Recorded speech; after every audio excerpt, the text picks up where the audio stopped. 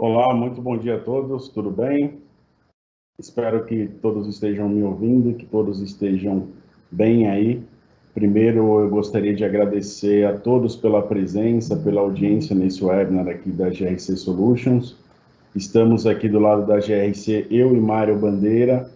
Vamos nos apresentar na sequência. A galera que vai participar está se conectando aí, então já daremos início na sequência, tá bem?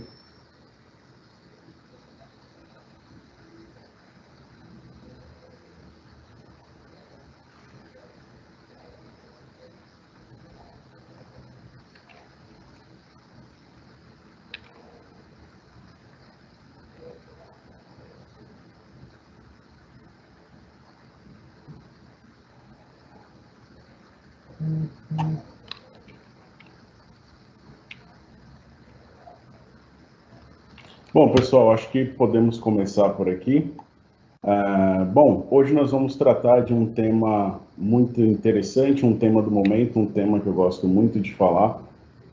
O nosso pão de cada dia aqui, nós somos uma empresa com a veia de investigação, uma empresa de consultoria que ficou conhecida no mercado com o tema de investigação corporativa.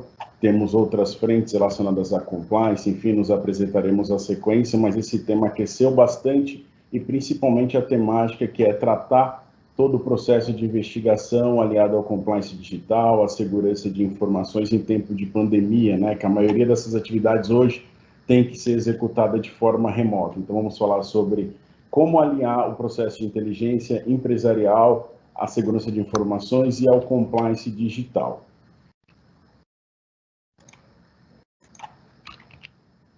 Bom, falando um pouco sobre a GRC Solutions, nós somos uma consultoria brasileira de atuação nacional e internacional, formada aí pela união de experiências nas áreas de governança, risco e compliance. Nós somos conhecidos por sermos vanguardistas na questão de investimento em tecnologia da informação, tá? Tudo isso para apoiar as empresas na melhoria da cultura de integridade, né, na busca pelas boas práticas de governança corporativa. Atuamos diretamente com diagnósticos de riscos corporativos, a implementação de controles e processos, com apoio à área de compliance e auditoria, né, principalmente na maturidade, foco total em investigação corporativa. Aqui está o Mário Bandeira também, que vai se apresentar na sequência, que vai falar um pouco sobre isso. Prevenção de fraudes, canal de denúncias, que é um dos principais pilares do programa de compliance, e tecnologia da informação, a área que eu sou responsável e tenho o maior prazer em tocar aqui na GRC. Falando um pouco do meu currículo rapidamente, meu nome é Sandro Souza, eu sou diretor de TI da GRC Solutions e exerço também a função de DPO, tá? Cuido das questões relacionadas à proteção de dados. Eu atuei anteriormente em outras consultorias e empresas com foco em tecnologia da informação. Estou há mais de 15 anos no mercado tratando desse tema, especialista em questões relacionadas à infraestrutura, telefonia, desenvolvimento de projetos de desenvolvimento de sistema, forense digital, descoberta eletrônica, segurança de informação, auditoria de TI e proteção de dados, tá? Toquei uma série de projetos relacionados à investigação digital e principalmente focado em cobrir todo esse guarda-chuva de proteção de informações, de segurança de informações, que é uma questão muito crítica nesses projetos, né? O tratamento das informações confidenciais de forma adequada, de forma segura. Então, esse é o meu foco aqui na GRC e vou falar sobre essa temática. Na sequência, o Mário Bandeira vai se apresentar também. Mário, fique à vontade. Oi, pessoal, bom dia. É um grande prazer estar com vocês. Tenho certeza que nosso dia vai ser bastante produtivo aqui, com poucos minutos, mas são minutos valiosos. Me apresentando a vocês, sou Mário Bandeira. Atualmente estou como Compliance Officer na GRC Solutions. Sou responsável, né, o líder responsável do negócio, da prática de ética e compliance, né? Então, quando nós falamos de ética e compliance, é a parte de investigação corporativa, né? implementação do programa de compliance, então entender um pouco como que está o compliance dentro de uma empresa, e se haverá uma necessidade de reforçar, né? Então seria manter o que está bacana e o que é legal adicionar para deixar um programa mais robusto. Esse é o nosso propósito, onde está a minha atuação aqui na parte de ética e compliance na GRC. Falando um pouco sobre o meu background, né? Eu atuo há 15 anos com frente de investigação corporativa. Então, assim, ao longo da minha carreira, né, tive a oportunidade de trabalhar em algumas indústrias, outras consultorias, né, estou na GRC Solutions aí, já estou indo para o 5º ano, né, desde o início da formação da GRC Solutions.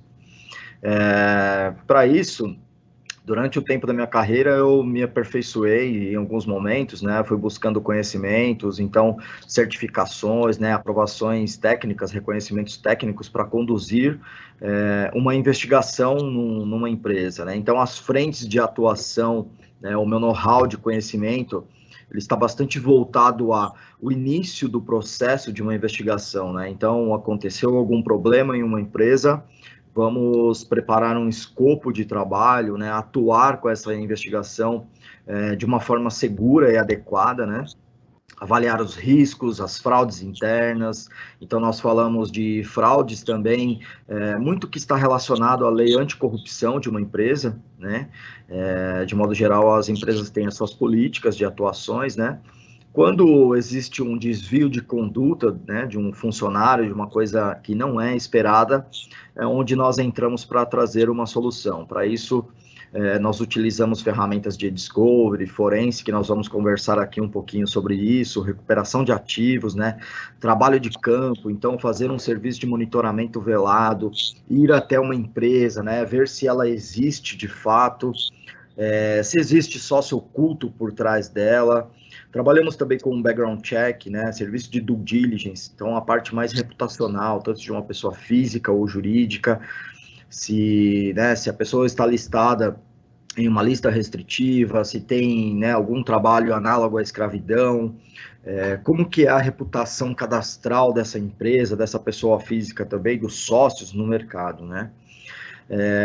Aproveito também para dizer que, né, a minha atuação, eu tenho certificações tanto pela LEC, né, o CPCA, que é o Certificado Profissional de Compliance, sou certificado internacionalmente também pela Academia Científica de Israel para conduzir entrevistas especializadas.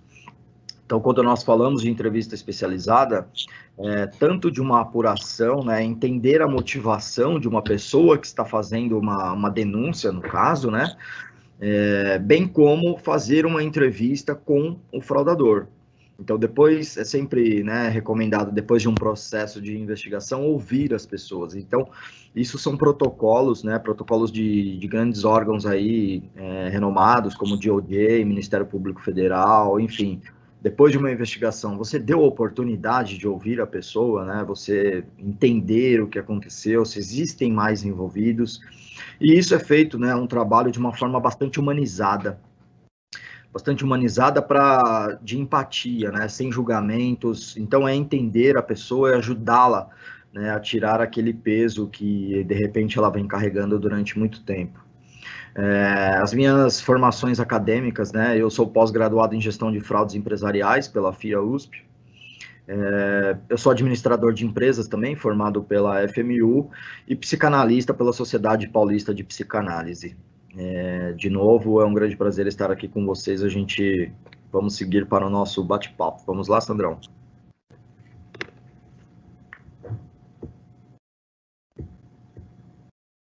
Bom, pessoal, falando rapidamente aqui sobre a liderança da GRC Solutions, o Elcio Benevides é o CEO, fundador da empresa, com extenso background em investigações corporativas, controles de riscos corporativos, tá?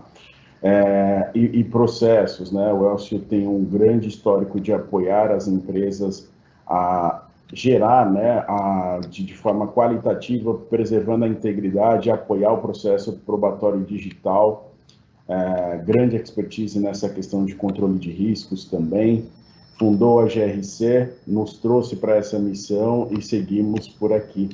neste período atuando e apoiando as empresas. Conforme falei anteriormente, eu sou sócio-diretor da empresa, estou há 3 anos, mais ou menos, na GRC Solutions, toco as frentes de governança de TI, gestão de serviços de TI, forense digital, a parte de proteção de dados e cibersegurança, tá? Todo esse guarda-chuva que envolve tecnologia da informação e a segurança de informações. O Mário Bandeira se apresentou aí anteriormente, né? Tá com 15 anos de experiência na área de ética e compliance, e o Leonardo Sato, que é o nosso líder da área de compliance, toca os projetos de compliance da empresa com foco mais na maturidade, na criação do programa de compliance, fazer com que o programa de compliance tenha sucesso, seja eficiente, funcione de forma adequada em cada empresa, com cada tipo de negócio. O Leonardo Sato tem um foco bem assertivo na parte de compliance. Seguindo aqui, o Mário vai começar falando um pouco sobre o alinhamento inicial e o entendimento do caso, para que nós possamos passar por todos esses passos de sucesso que nós já trabalhamos há anos e entendemos que é o framework mais eficiente de atuação da GRC. Seguindo esses passos, você tem uma garantia que o processo de investigação passou por todos os quesitos técnicos, qualitativos relacionados à segurança de informação, relacionado ao processo de investigação. Nós vamos falar um pouco mais sobre cada um deles aí na sequência. Mário, fica à vontade para iniciar e nós seguimos nesse papo na sequência. Perfeito. Vamos para o alinhamento inicial aí, entendimento do caso. Bom, pessoal, quando nós falamos de um trabalho, de uma investigação, né, a inteligência empresarial, ela é uma investigação corporativa, né? Um pouco, quando nós falamos da parte de inteligência, saber utilizar esses dados de uma forma adequada para conduzir uma investigação. Então, não é simplesmente receber uma denúncia e apurar, né? Vou sair procurando quem que fez, vamos fazer uma reunião agora, todo mundo aqui da área, eu quero saber o que está acontecendo errado. Então, esse caminho não é o recomendado, tá?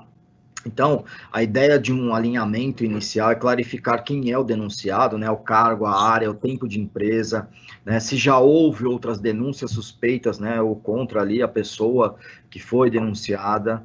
Então, classificar os principais pontos da denúncia. Isso é bastante importante, que tenha um comitê, né, um comitê de ética aí preparado dentro de uma empresa, principalmente num tratamento confidencial dessas informações. Então, para isso, nesse alinhamento inicial, é sempre importante fazer o levantamento, né, das leis, políticas, padrões, os procedimentos, né, que normatizam aí o assunto, né, como o código de conduta, que deu embasamento para você seguir com aquela apuração também. Então, de repente, pode ser feita uma apuração interna, mas existe um passo antes, né, a pessoa tem conhecimento sobre as leis, as políticas, o código de conduta da empresa, ela assinou, né? Então, já preparar esse material, ele é muito importante. Isso tudo nesse alinhamento inicial. Como que nós vamos começar a conduzir a investigação? É neste momento, tá? Então, preservar vídeos de segurança, né, dentro de um período ali que é de suspeita de uma denúncia ou de suspeita de algo que esteja acontecendo dentro da empresa ali, né? Fazer uma avaliação das câmeras, né? Desenhar um organograma da área, né? Fazer um mapeamento dos processos. Então, assim, uma pessoa que é denunciada, né? Qual que é a responsabilidade dela dentro do processo? Será que ela ultrapassou a faixa amarela? Então, ela tinha conhecimento que aquilo ali ela não poderia fazer. Tendo, né, todo esse trabalho feito inicialmente, você começa a partir de uma forma mais segura. Então, propor outras perguntas ali nesse comitê, né?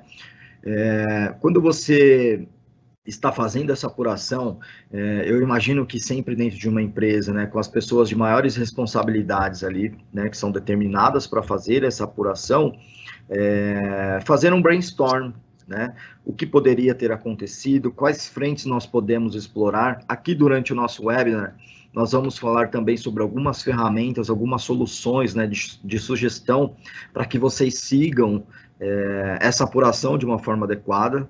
Então, a falta de apuração tempestiva, né, quando você não faz aquilo num time, né, um time muito assertivo ali, né, com celeridade em um processo que está acontecendo, a área de compliance também, ela pode ser prejudicada, entrar em descrédito. Porque, assim, existem situações de empresas, né, tem um canal de denúncias, isso é muito, é compreensível, né, o nosso processo do dia a dia tem bastante trabalho para fazer, mas existem empresas que vão fazer o tratamento de uma denúncia depois de 1 ano, 2 anos, né, porque tem muita coisa ali acontecendo, às vezes não dá tempo mesmo, né, de fazer. Mas isso não é o recomendado, né? O recomendado é que tenha ali de uma forma tempestiva, né, para fazer esse trabalho, essa apuração, sentar com esse comitê e avaliar as possibilidades de tudo que possa ter ocorrido para montar um escopo de trabalho bacana. Então, feito esse escopo de trabalho, feito este alinhamento, já com esse levantamento do processo, todo o organograma, quais são as responsabilidades, certamente você estará preparado ali para começar a fazer essas apurações. Então, vamos voltando aqui, Sandrão, para os nossos steps, né? Então, nós temos alguns steps para fazer essas investigações. Esse é um dos primeiros, é um dos mais importantes, né? Em seguida, nós vamos para as definições aí, né? Definições dos alvos, das cópias, dispositivos móveis, computadores, que é justamente uma parte do que eu estava dizendo ali para vocês naquele início, né? Então, a partir do momento que nós fizemos esse planejamento, algumas pessoas já entram no nosso mapeamento. Pode ser a pessoa denunciada, como pode também ter outras pessoas suspeitas no processo. Então, o Sandro vai nos ajudar aqui a comentar um pouco sobre essas propriedades mais tecnológicas, né? O que a gente fala de segurança da informação e o compliance digital. Entra nesse momento o Sandro para trazer um pouco do nosso bate-papo aqui. Legal, pessoal. Obrigado, Mário. Eu aproveito para falar aqui da importância desse alinhamento entre a área de investigação e a área de tecnologia, né? Nós temos a prática de atuar de forma multidisciplinar para que esse resultado seja alcance o total do potencial, preservando todo o processo. Então, quando você tem um processo multidisciplinar envolvendo um grande alinhamento da área de investigação com a área de tecnologia, nesse caso, a parte forense digital, você tem um resultado bem positivo. Então, todo começo de projeto, nós realizamos um alinhamento extenso com a área de investigação, com a área do Mário. Nosso time alinha todas as necessidades do projeto e os alvos do projeto. Então, por exemplo, essa pessoa, esse custodiante, que nós chamamos essa figura, geralmente no processo de investigação, esse custodiante, o que ele possui de ativos na empresa? Quais foram os ativos utilizados por ele durante esse período? Existem backups desse custodiante? Nós vamos realizar cópias do computador desse custodiante, o desktop, do notebook, do smartphone dele ou do tablet eventualmente utilizado na empresa. Vamos acessar os arquivos de rede desse custodiante. Aqui é uma questão importante, porque a investigação geralmente ocorre de forma velada dentro da empresa, envolvendo apenas alguns usuários-chave facilitadores, né? Então, geralmente, nosso cliente, ele tem lá alguém na TI que tem um nível elevado de cargo de confiança para prover acesso a esses ativos. Nós realizamos um alinhamento com esse usuário-chave. Por vezes, nós temos que aplicar aí algumas técnicas de engenharia social para coletar essas informações. Dando um exemplo básico aqui, é uma investigação interna e esse custodiante ele está atuando na empresa e ele trabalha das 9 às 18 aí, horário usual de trabalho aqui em São Paulo normalmente. E quando você vai ter acesso a esse dispositivo para realizar essa cópia forense, né? Então, depois que esse usuário sair, nós vamos ter acesso a esse computador? Não, tem outras pessoas lá que trocam de turno com ele, então se pegarmos o computador nesse momento, ele vai estranhar. Então vamos pensar numa outra técnica aqui, vamos recolher alguns computadores para manutenção, fazendo aquela solicitação em massa, né? Por exemplo, nós podemos falar sobre, vamos atualizar, a empresa vai atualizar aí o antivírus desses computadores e precisa ter acesso físico a eles. ou nós vamos ter que parar o seu computador por algumas horas no dia, mas não fazendo isso só com alvo, né? Fazendo com outras pessoas da empresa de outras áreas, para que essa pessoa não identifique que ela é um alvo ou ela está sendo alvo, né, de uma investigação corporativa, para que a investigação siga o seu trâmite velado, para que tudo ocorra bem. Então, nós escolhemos esses computadores, fazemos o trabalho que deve ser feito no dispositivo em questão, seja o celular, seja o notebook, o computador, enfim, e devolvemos esse computador para o usuário, para o custodiante, para que ele possa seguir o dia dele normalmente, mas já preservamos e garantimos a integridade daqueles dados, né, do custodiante, tá? Então, por isso é muito importante essa definição de escopo, porque nela nós vamos definir a estratégia de atuação, tá bem? Aqui na sequência, eu vou falar um pouco mais sobre um passo importante, que é a parte de planejamento da execução das cópias digitais, da cópia forense e da cadeia de custódia, tá? Bom, para quem não conhece o método de forense digital, digamos que é a ciência que trata do processo e da tecnologia para coleta de informações que podem ser utilizadas como evidência, tá?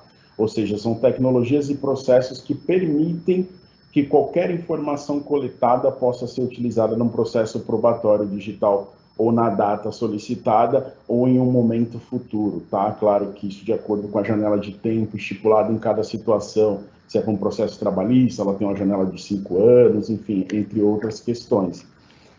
Aqui eu vou falar rapidamente sobre algumas ferramentas mais utilizadas e disseminadas no mercado que a GRC Solutions possui.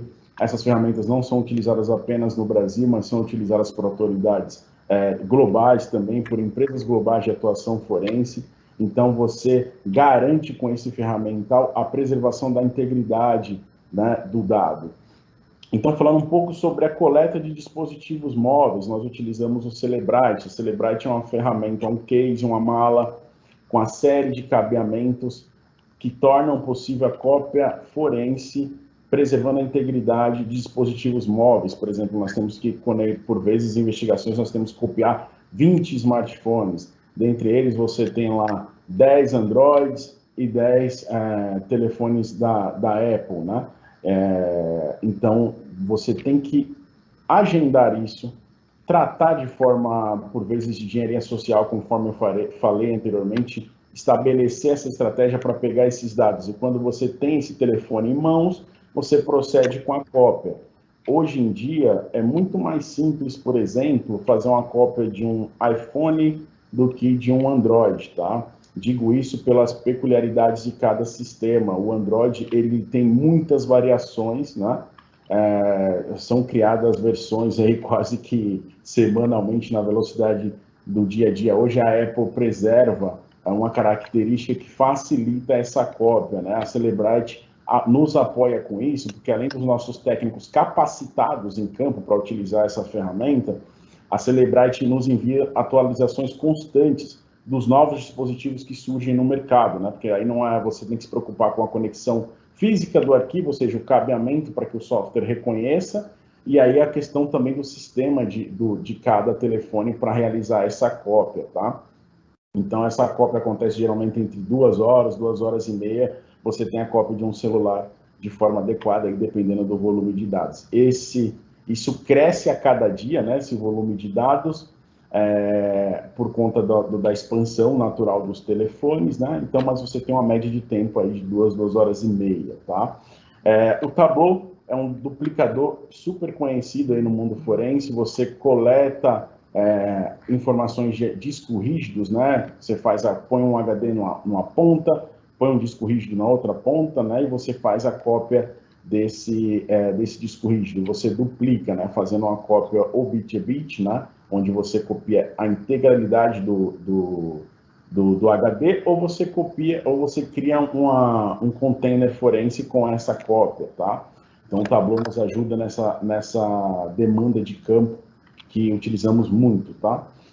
O Incase é uma ferramenta utilizada para coleta e processamento das evidências digitais, ou seja, tudo que nós coletamos aqui, por exemplo, com o Tableau, ou com ferramentas open source que também fazem esse trabalho de coleta de informações, por exemplo, o Linux, que tem muitas ferramentas que você utiliza para fazer cópia forense. Você gera esse container forense, essa evidência digital, e você joga dentro do Incase, que abre essas evidências. Lá você pode trabalhar, você pode analisar os dados coletados, tá bem? Para que essas evidências sejam geradas, tá? Preservando, claro, toda a integridade dos dados. Isso aqui é um assunto muito importante. Quando você tem um cenário de um custodiante, você geralmente segue esse fluxo mais simples, né? Você coleta, analisa no Incase, está pronto, você consegue já trabalhar as evidências. Mas digamos que seja um caso onde você tem 30, 40 custodiantes, não é exceção, tá, pessoal? Acontece bastante. Você precisa de um ferramental um pouco diferente para trabalhar essas informações, que é o eDiscovery, que eu vou falar na sequência, tá? Antes disso, uma das questões mais importantes aqui, além da etapa técnica da coleta, é a documentação. E quando eu falo da documentação, eu estou falando especificamente da cadeia de custódia. Aqui um ponto de exclamação, de atenção, porque é o documento que vai contar a história do dado, tá? Desde o seu gênese, da coleta, tá? Até a parte do processamento, tudo que foi feito para coletar esse dado, né? Desculpa, tudo que foi feito para coletar esse caminho do dado aí com as ferramentas forenses, e como esse dado foi preservado. Então, a cadeia de custódia ela vai ter informações ultra importantes, como, por exemplo, qual o hash desse container forense, desse HD, dessa imagem, que arquivos estão lá, quem é o custodiante, quem é a pessoa proprietária, quem é a pessoa que forneceu o acesso a esse dado para você, né? A volumetria desses dados é uma informação importante também, que consta na cadeia de custódia. Só para nivelar aqui, pessoal, para talvez alguém não conheça, o hash é um termo utilizado no mundo digital é como se fosse o nosso código genético, tá? Eu ia dizer que é como se fosse o nosso RG, mas né, o RG pode ser duplicado, reutilizado, aí, enfim, clonado. O código genético já não. E aí nós estamos falando do código hash. Todos os arquivos digitais têm um hash próprio, tá?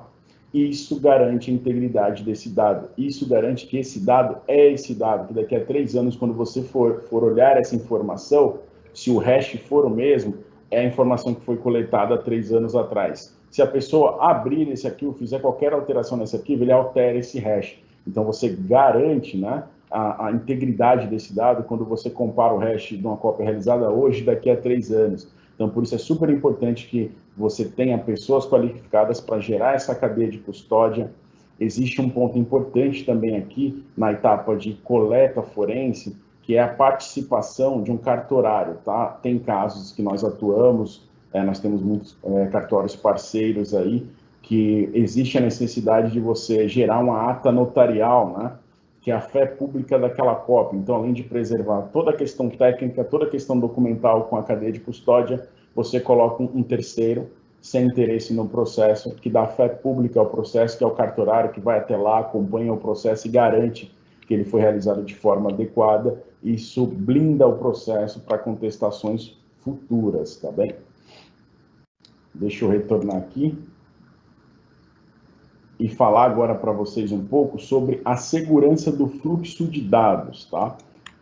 Isso, outra temática super importante, que é como a GRC faz para que você tenha acesso a todas essas informações de forma segura. Conforme eu falei no slide anterior, depois de trabalhar todas essas informações, coletá-las, quando você tem um projeto que envolve muitos custodiantes, você não consegue seguir um fluxo simples de análise. Você já tem que colocar todos esses dados em uma ferramenta centralizadora, né? Nós possuímos essa ferramenta chama Veritas eDiscovery. Eu vou falar um pouco mais sobre ela na frente, sobre as principais características dela. Aqui primeiro eu vou falar de como esse acesso seguro ocorre, como nesse tempo de pandemia a GRC está fazendo para garantir a segurança desses dados, garantir a integridade do dado, a confidencialidade do dado e a disponibilidade dessas informações para os times que estão realizando o processo de revisão, tá? Então, nós rapidamente aqui seguimos 4 principais pilares para garantir essa segurança. Primeiro, nós estabelecemos uma VPN, né? O computador do consultor interno da GRC ou do advogado que vai acessar a rede da GRC estabelece uma VPN, uma rede privada com o nosso escritório, fazendo aqui uma analogia, como se tivesse um túnel da tua residência físico saindo do chão direto, saindo aqui no prédio da GRC Solutions, né? E você tivesse uma chave de um lado e a GRC tivesse a chave do outro. Então, só vocês podem passar ali. Isso garante que as informações que estão sendo transitadas ali não estão sendo acessadas por outras pessoas, né? Você tem redundância de link de internet para garantir a disponibilidade desse dado, e você tem a garantia de privacidade, que é o que mais importa nesse primeiro passo. Depois nós passamos por um segundo nível de autenticação, nós chamamos de MFA, né, que é o segundo fator de autenticação, aí, Multifactor Authenticator, que é a garantia da identidade, tá? Ou seja, você vai receber um aplicativo no celular, onde você vai confirmar que você está se autenticando na rede da GRC. Esse é um segundo fator que garante a tua identidade. E aí você vai para esse próximo passo, que é o ambiente virtual da GRC, tá? Aqui, super importante, nós tivemos um caso de um cliente que nos chamou para atuar em uma investigação que já estava em curso, porque ele teve problemas na investigação dele, porque os dados que estavam sendo analisados de um custodiante tinham vírus, e as 3, 4 pessoas que estavam cuidando da investigação tiveram os computadores contaminados. Aqui a diferença é enorme. Quando você tem um ambiente virtual adequado, esses consultores, advogados, eles atuam nesse ambiente virtual, ou seja, eles estão trabalhando numa bolha virtual dentro da GRC, não estão atuando nos computadores direto, estão atuando numa bolha segregada no servidor da GRC, protegido, ou seja, se tiver algum problema de contaminação, algum problema de algum arquivo inadequado, você está protegido. Lá nesse ambiente você também controla que tipo de aplicativos esse consultor ou esse advogado pode acessar lá dentro. Ele vai usar o Excel também, vai usar o PowerPoint? Não, ele só vai abrir mesmo o e-Discovery, ele vai usar outras ferramentas, você pode definir isso. Você pode definir também que ações ele pode tomar lá dentro, como, por exemplo, ele pode imprimir, ele pode baixar os arquivos. Existem investigações grandes e complexas, onde nós temos tem muitas características diferentes por consultores. Então, um consultor ele pode imprimir, o outro não pode. Um consultor ele só acessa o case A utilizando o Word, por exemplo, o outro acessa o case B utilizando apenas o Outlook. Então, isso é tudo definido no momento da análise, do alinhamento com o time de investigação, tá? E aí, finalmente, nós chegamos no e-Discovery, tá? Que é a nossa ferramenta que tem um grande potencial de processar todos esses dados colhidos desses usuários e analisar de forma centralizada, tá, pessoal? Aqui o e-Discovery ele tem uma função ultra importante, que além dele definir os perfis de acesso, como eu já citei anteriormente, e as ações também dos usuários dentro do sistema, que ainda você tem mais essa camada dentro do usuário do Discovery, você consegue reduzir essa massa de dados coletadas, tá? Porque o Discovery tem 2 tecnologias super importantes, que é o DNIST e a deduplicação. O DNIST é a tecnologia que só traz para o ambiente de revisão arquivos passíveis de revisão, ou seja, ele ignora arquivos de sistema.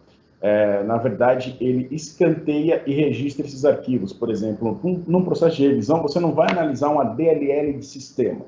Então, ele retira isso dos resultados, deixa apartado, devidamente preservando um log, né, para que você possa ver que arquivo ele tirou, com base numa lista global pré-definida de boas práticas. Tá? Então, já se sabe que alguns tipos de arquivos não são passíveis de revisão e eles são escanteados, né, apartados do processo de revisão para que não se perca tempo com esses tipos de arquivos, tá bem? Então, o e-Discovery tem essa função importante e a outra função de deduplicar, ou seja, quando você recebe muitas informações, grandes trocas de e-mail entre vários usuários, por exemplo, você tem várias versões daquele mesmo documento, né? Então, o e-Discovery ele analisa o hash do documento, entende se ele está constando em várias outras caixas de e-mail e deixa só uma cópia para que você acesse, mas ele preserva a informação de onde mais aquele documento se encontra. Isso também ajuda demais no corte do mato alto, né, na redução de arquivos para que o processo de revisão siga o seu caminho, tá bem? Vou falar rapidamente aqui sobre algumas telas do Discovery, e o Mário chega na sequência para tocar mais alguns pontos com vocês, tá? Na preparação para revisão, você segrega bets, pastinhas, né? Você pode segregar esses perfis de análise. Por exemplo, você tem 3 consultores que vai fazer revisão de nível 1 aqui da GRC, depois você tem 3 advogados lá do outro lado que vão fazer o nível 2. Então, você separa essas pastas de revisão por tema, por idioma, seja lá qual for a sua necessidade de ser alinhado com o time de investigação. Depois você cria os tags, né, as marcações, por exemplo. Você fala se um documento é key document, esse documento ele é mais direcionado ao foco da investigação, né? Você cria também tag responsiva, né, para documentos que são associados que podem ter alguma coisa ali de importante, mas não são um alvo direto da investigação, né? Ou seja, é um documento que não está no contexto da investigação, mas você deve ter um olhar atento para ele. E os não responsivos são documentos que ficam totalmente apartados aí do processo de revisão, tá? Que são documentos que foram revisados, mas foram escanteados porque não fazem parte do contexto aí do escopo do trabalho, tá? Então, Mário, você gostaria de falar um pouco sobre o processo de Doc Review? Sim, importante. Por favor, fique à vontade. Perfeito. Para a gente esclarecer alguns pontos aqui, né? Poxa, por que a gente estava falando lá no início de um escopo do trabalho, de repente nós entramos na parte de tecnologia, né? Como que funciona tudo isso? Então, esse é o nosso propósito, né, pessoal? Demonstrar aqui que tem muita sinergia esses pontos. Quando nós estávamos falando lá no início, né, que eu falei para vocês, bom, é importante montar um escopo, um alinhamento bacana, né, com as pessoas que têm um conhecimento, que são os responsáveis ali, né, dentro da empresa por uma apuração, seja uma empresa de pequeno, médio, grande porte, global, enfim. Essas etapas, elas andam em conjunto. Então, quando nós falamos de uma preparação, né, de um compliance digital, de segurança da informação, ter todas essas informações de uma forma bem adequada para essa condução da investigação, isso é muito importante. Por quê? Ali naquele momento, né, de trabalhar com esse escopo das pessoas que são suspeitas, né, e principalmente alguém que possa saber de alguma coisa, nós temos a oportunidade de incluir nesse escopo a cópia das máquinas, né, desses computadores corporativos, né, dos celulares corporativos, como o Sandro comentou bastante aqui, né, e tem um detalhe muito importante aí, pessoal, quando nós falamos de análise de computador, celulares e tal, é sempre o corporativo, né, pode ser que em algum determinado momento alguém surge, putz, o cara deixou ali, ele tem um tablet, ele tem um notebook que é dele, tá na gaveta tal, o cara foi embora, vamos fazer uma cópia, gente, não pode, tá? Então, você estará cometendo um crime aí de uma invasão, né, pessoal, então isso não pode. Já os computadores da empresa, por isso que eu falei para vocês de fazer o levantamento das políticas, dos códigos de conduta da empresa, né? Olha, ele assinou aqui quando ele entrou, ele tem conhecimento. Isso vai te amparar de uma forma jurídica, né? A conduzir também essa investigação. Aí, passando para a parte da análise, né? O que nós chamamos de Doc Review, o Sandro explicou muito bem ali aquela preparação, né, da segurança da informação, de tratar esses dados, né, e aí nós entramos com a parte da investigação. Então, a parte da investigação, geralmente as empresas têm alguém ali muito voltado, né, que já tem um skill para fazer essas análises, e nós trazemos algumas dicas aqui.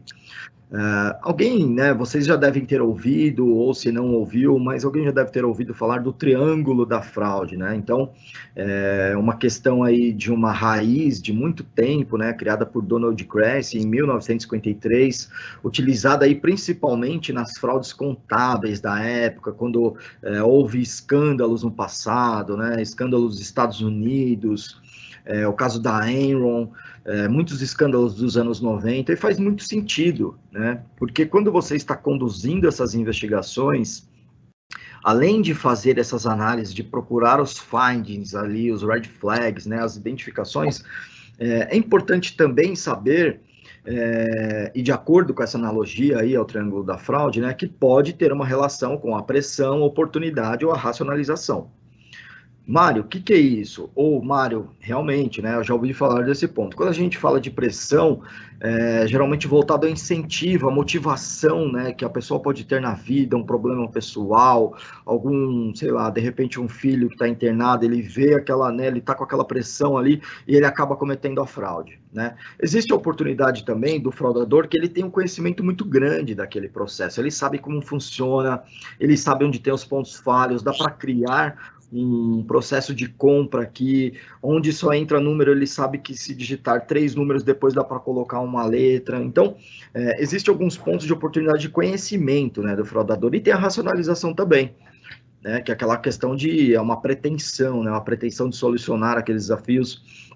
Já teve casos que nós trabalhamos, né, principalmente, assim, alguns casos que nós já trabalhamos, me traz um na memória aqui de uma pessoa da área de TI, né, que invadiu, né, um determinado sistema, a caixa, de uma empresa, de uma pessoa bastante importante da empresa, e depois nós identificamos na investigação, né, e essa racionalização, assim, por que você fez isso? Na verdade, a pessoa ela era sempre tratada como incapaz, né, então ele acaba fazendo um trabalho desse aí de uma forma errada, né, um desvio de conduta, mas de uma forma bastante racionalizada ali pela ação que ele fez. Então, neste momento de fazer essas análises, né, o Docker Review, é importante colocar, né, aplicar palavras-chave de acordo com o caso que está suspeito. Então, de repente, existe um conflito de interesse com determinada empresa, né? É importante colocar o nome dessa empresa nessa lista de keywords para você fazer as pesquisas, né? Separar por bets, né? Então, o que são bets? São algumas pastas ali, dá para separar por time para fazer essas análises, cada um analisa uma pessoa, então, segregar, né, para ter uma relação ali de trabalho bastante organizada, vamos dizer assim, e com foco no caso. E aí, para isso, lembrando que assim, pessoal, nas fraudes, as pessoas que cometem as fraudes no momento que nós estamos trabalhando em um Docker Review, em uma análise, eles são muito inteligentes, né? Então, assim, eles não vão escrever ali, olha, eu vou invadir a conta agora, essa conta bancária. Não, isso não vai acontecer. Você não vai achar uma pasta ali onde ele está declaradamente falando que ele cometeu a fraude. As pessoas, geralmente, elas usam alguns critérios, né, de procurar disfarçar essa fraude. Então, utilizam apelidos, nome de time, né? Então, palavras importantes para fazer pesquisas aí, @Gmail, @Hotmail, essas documentações particulares, porque de repente o cara pode dar uma escorregada ali, ele manda um e-mail para fora, ele manda para o particular, ele está conduzindo aquela fraude, tirando, né, roubando os dados ali da empresa, mandando para uma caixa dele particular e fazendo a fraude ali por trás. Então, palavras como essa são importantes de estar no radar, de fazer as pesquisas também. Assim como letras, né, de KKK, WhatsApp, né? As pessoas, elas podem escrever ali, ó, mandei a conta para o seu WhatsApp, deposita nessa conta, faz isso, tal. Então, é sair um pouco daquela caixa ali, né? E pensar como que o fraudador ele poderia executar, né? Executar essas palavras, colocando essas informações. Então, vocês já devem ter visto também muitos casos de mídias, né, em que pessoas eram trocadas por nomes de times.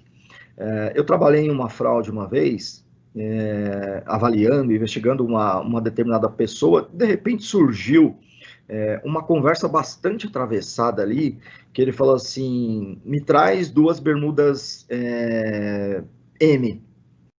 Mas só que não tinha nada a ver com a conversa, né? Fazendo o background da pessoa, não trabalhava em loja de roupas, né? A família também não. Então, tendo toda essa análise, começou a pesquisar a palavra bermuda. O que significa bermuda? Vamos entender. E aí, ali, foi estabelecido dentro dessa investigação que a palavra bermuda ele estava se referindo a drogas, né? Então havia instaurado ali, né, uma quadrilha dentro da empresa que fazia tráfico de drogas dentro da empresa, né? Então sair dessa caixa, né, e pesquisar com palavras, né, procurar um padrão que a pessoa está trabalhando ali, escrevendo, de repente ela muda aquele padrão.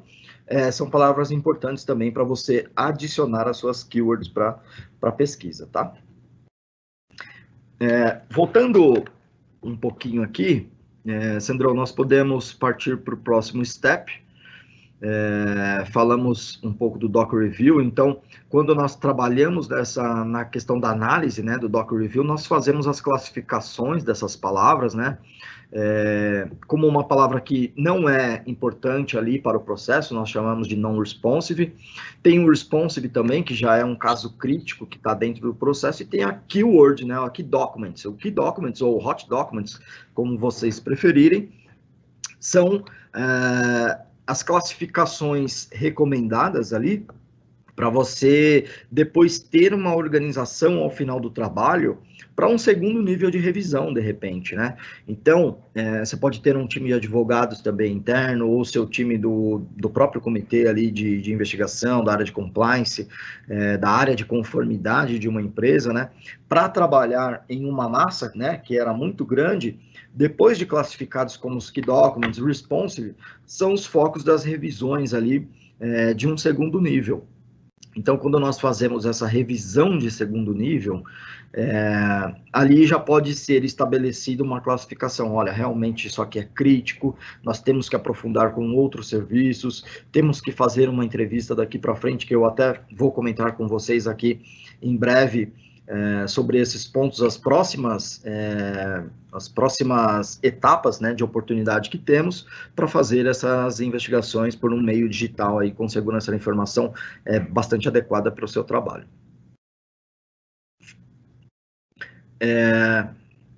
E aí, falando deste momento, no próximo momento, né, nós temos o relatório de auditoria aí, de logs, né, que são os eventos das atividades. O Sandro vai explanar um pouquinho aqui, e depois nós falaremos aí sobre a parte do relatório final, de produzir o relatório final sobre essa investigação, tá? Obrigado, Mário.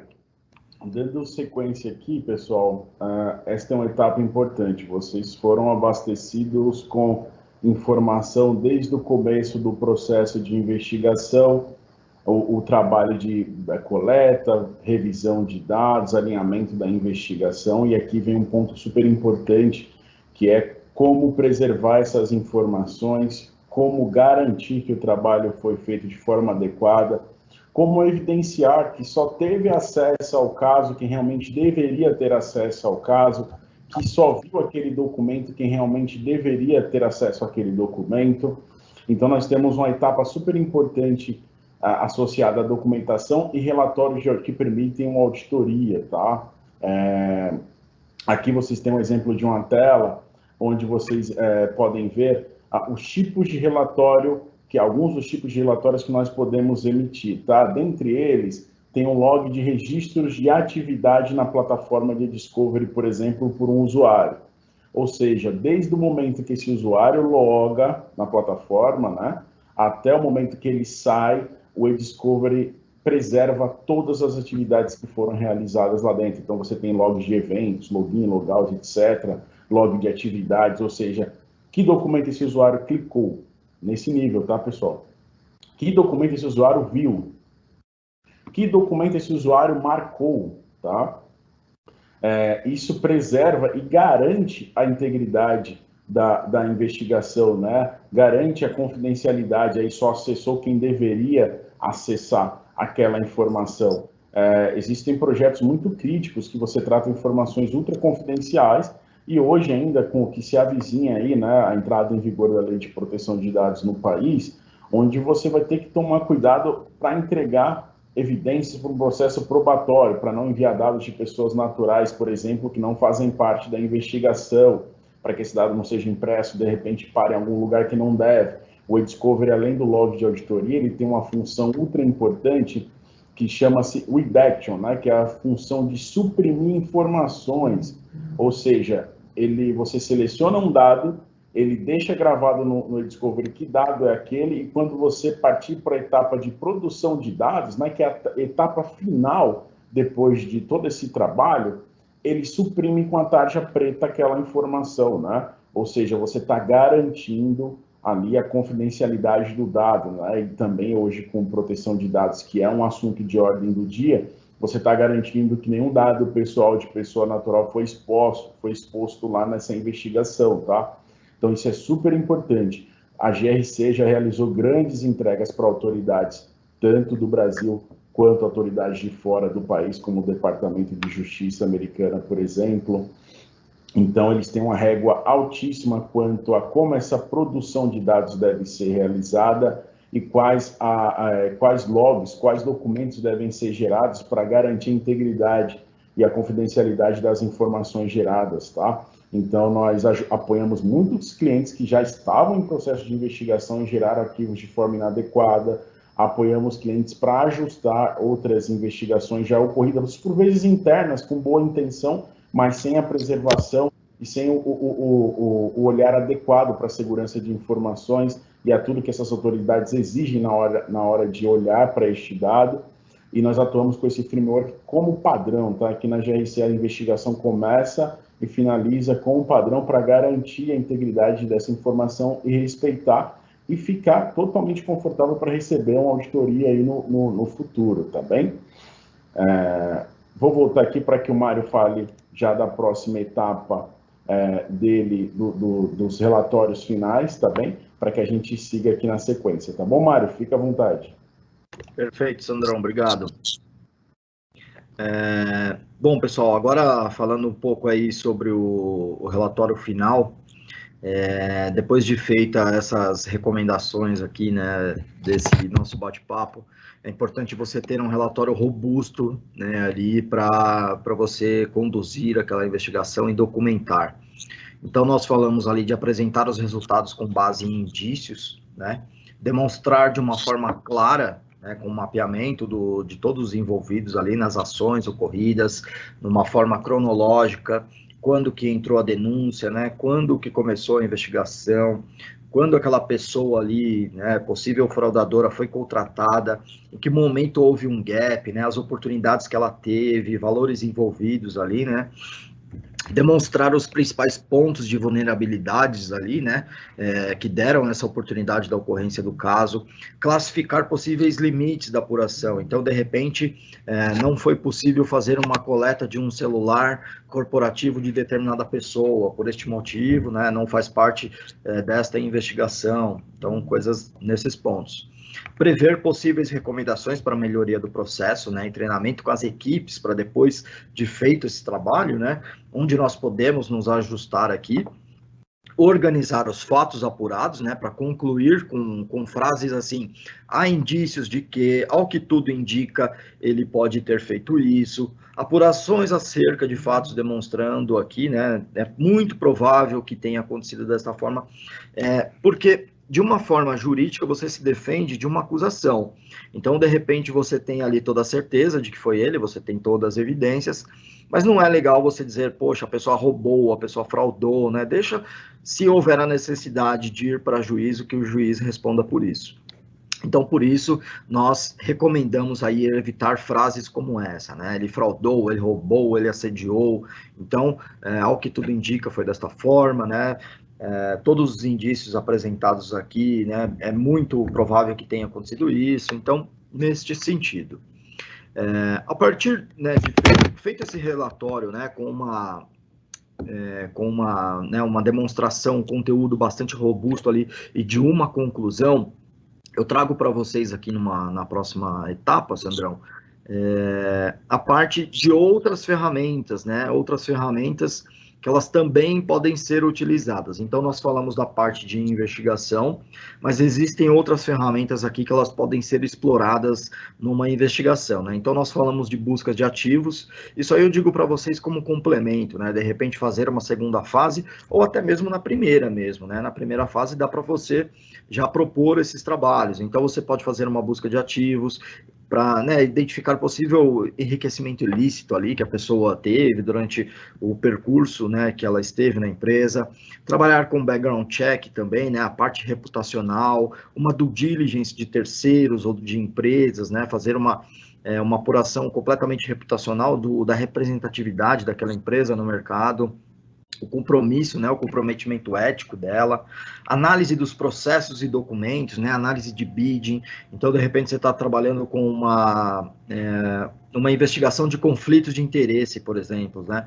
Então, quem foram os responsáveis para aprovar esse fornecedor? Vamos ver todos os bids. Aí você pode até identificar um padrão. Olha, de fato, sempre foi essa pessoa que indicou, ela sempre aprovou. O cara apareceu com um valor maior, mas contrataram ele. Então, algumas análises que dá para identificar muitos sinais, né? O monitoramento de atividades e computadores também. Então, a GRC Solutions propõe esses serviços que eu estou apresentando para vocês, e nós fazemos também a parte de monitoramento, né? É um monitoramento do computador, o que está acontecendo ali em real time, né? Para você fazer uma análise, porque a partir do momento que você fez uma cópia de HD, você tem os dados do HD dali para a data atrás. O que vem pela frente, né, você está analisando ali, o que vem pela frente são coisas novas, e para isso dá para instalar um monitoramento e continuar acompanhando, enquanto simultaneamente está acontecendo a análise do HD. Existe também um monitoramento de ambientes e veículos, né, desde que seja a parte corporativa da empresa, monitorar uma sala, de repente colocar uma câmera escondida, alguma filmagem escondida, por exemplo, em cafés, né? Existem situações que as pessoas estão planejando ali, você desconfia disso, poxa, eu quero monitorar por um mês para ver o que está acontecendo.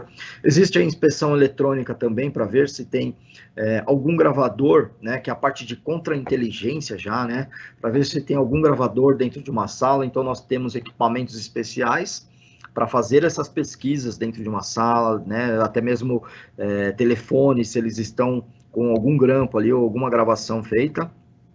A parte de entrevistas especializadas, né, eu disse para vocês ali no começo do nosso webinar, que é tanto de explorar esses pontos, né, a parte explorativa ali de quem sabe de alguma coisa, né, por que está fazendo essa denúncia, por que você está denunciando agora, né, de repente a pessoa está na empresa há 3 anos e veio denunciar já sabendo, né, do que estava acontecendo há 3 anos atrás, veio denunciar hoje. Então, por que você está denunciando hoje, né? Será que houve algum problema em que a pessoa deixou, de repente, de receber a parte dela e agora ela veio denunciar? E aí também tem a entrevista confirmatória, que ela já entra no interrogatório, né? Que é, no caso, com o fraudador. E testes de campo também. Então, eu falei para vocês lá no começo, o teste de campo, ele pode ser conduzido para identificar se uma empresa existe, né, ir até lá, se tem sócio oculto naquele lugar, enfim, o porte daquela empresa, né, se é uma empresa adequada da maneira como ela está apresentando documentalmente. Então, existem diversas outras frentes aqui de investigação corporativa que pode proporcionar também outros resultados para conduzir a investigação. Nós abriremos daqui para frente uma oportunidade. Também quero agradecer o tempo de todos, né?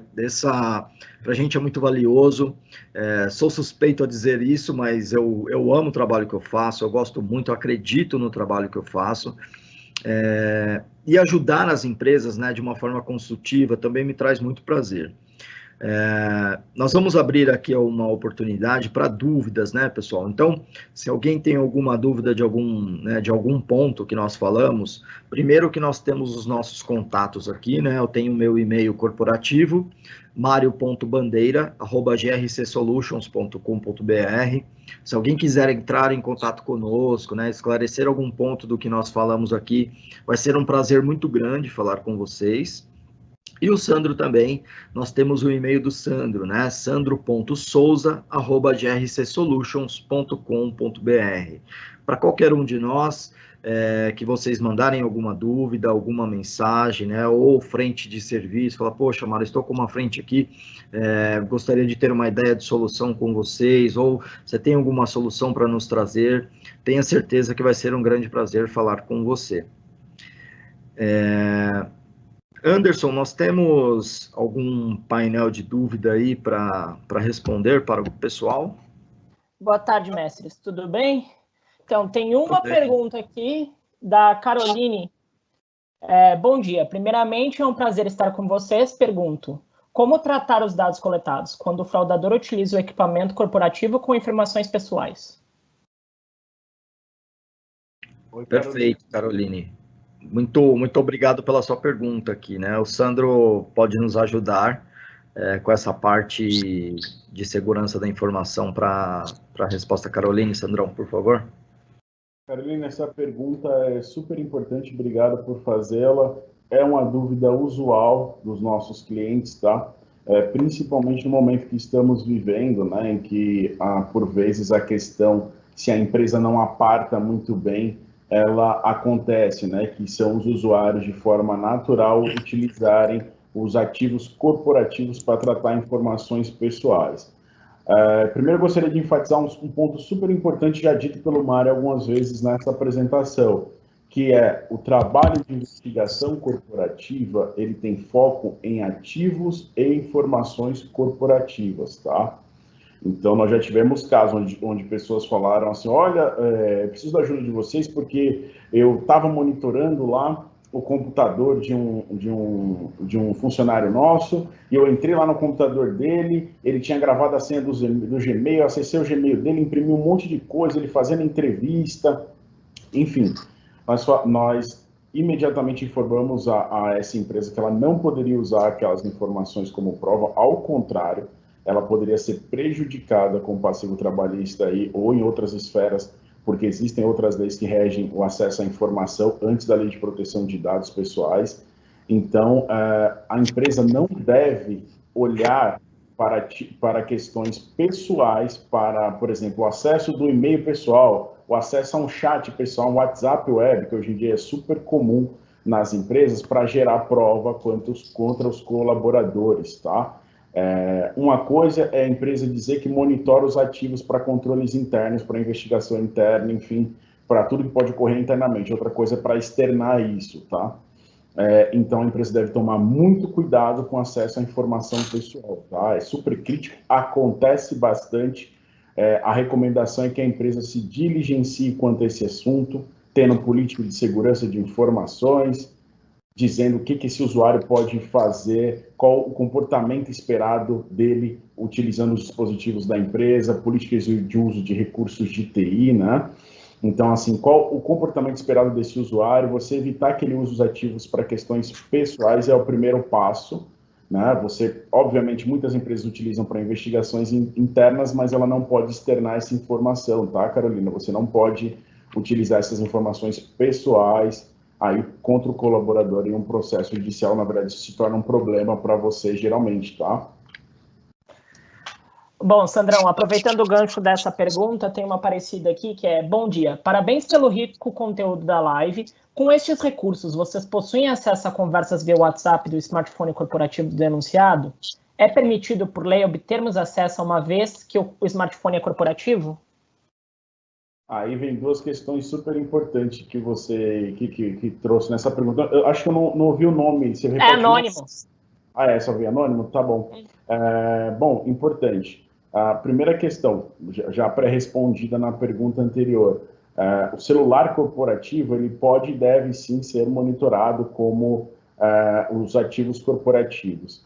Mais importante aqui já falo do WhatsApp na sequência, é o BYOD, né, que é a política de dispositivos pessoais também para uso de informações corporativas, né? Nesse caso é o inverso, você tem um celular da pessoa e ela usa para tratar informações da empresa. Se cria uma bolha que trata só as informações corporativas lá dentro, porque é super crítico a empresa ter acesso a informações pessoais, tá? Só complementando a outra pergunta que vai ao encontro desta aqui também. No caso contrário, você entregou um celular corporativo para um colaborador e ele está utilizando o WhatsApp, número 1, conforme eu informei anteriormente, quando você faz uma cópia forense, você sim tem acesso a essas informações, tá? Do WhatsApp da pessoa. Aí vem um segundo ponto. É um número corporativo? Sim. Foi entregue pela empresa? Sim. Tem uma questão, lógico, de ler aí se você está utilizando para WhatsApp Business ou WhatsApp pessoal. Isso aqui eu vou apartar dessa conversa, que essa é uma questão mais relacionada à questão dos advogados aí. Mas quando você entrega o celular corporativo com o chip corporativo, isso é tudo da empresa. Ele está utilizando aquilo para questões pessoais, ele não deveria, porque isso tudo, o que está na bolha daquele telefone é corporativo. Então, quando você copia, você tem acesso. E neste caso, se ele não autenticou com a conta pessoal dele, com o e-mail dele pessoal, se tudo foi feito de forma corporativa, a empresa pode sim e deve ter acesso a essas informações e pode utilizá-las. Em caso de utilização com conta pessoal, entre outros, aí isso já não é uma verdade, tá? Então, a empresa tem que deixar claro que, por exemplo, estou te entregando um ativo na política dela de telefonia móvel, de segurança de informações, geralmente tá junto, tá? Ou BYOD, na política também, por que ele está entregando aquele ativo, o que deve ser usado naquele ativo. Porque aí fica claro, numa utilização futura, que foi recomendado não utilizar e-mail pessoal lá dentro, autenticar em ferramentas com informações pessoais, utilizar apenas para questões comerciais. Copiamos sim, isso funciona muito bem, conforme eu informei anteriormente, no iPhone é mais simples, vem tudo, no Android por vezes dá alguns problemas, mas também traz essas conversas, tá? São muito utilizadas hoje em dia nas investigações, substituíram a análise de SMS, que acontecia um pouco mais atrás aí, as conversas de WhatsApp, tá bem? Bom, Sandrão, por agora é isso. Se vocês quiserem esperar mais um pouco. Não, acho que nós podemos encerrar por aqui, agradecendo novamente a presença de todos. Sei que neste momento todos têm agendas atribuladas, por isso obrigado pela audiência, obrigado por ouvir a GRC Solutions. É um prazer falar sobre o tema. Como o Mário, eu gosto muito do que eu faço, então é um prazer falar sobre isso. Contem comigo, contem com o Mário, contem com a GRC Solutions e meus votos para que vocês e os seus familiares estejam saudáveis nesse momento, que é o que mais importa, e o resto a gente toca o barquinho aí. Obrigado, pessoal. Perfeito, também deixo o meu abraço a todos aqui, obrigado também pela participação, um momento bastante rico aqui, ultrapassamos um pouquinho o tempo, né, entendemos isso, mas o calor de falar sobre esse tema bastante bacana para a gente e acaba nos empolgando, então peço desculpas aí também ao pessoal por esses minutinhos ultrapassados aí, mas tenho certeza que foi por um grande propósito. Desejo uma boa semana aí com bastante saúde a todos vocês e a família de todo mundo, tá bom? Um abraço.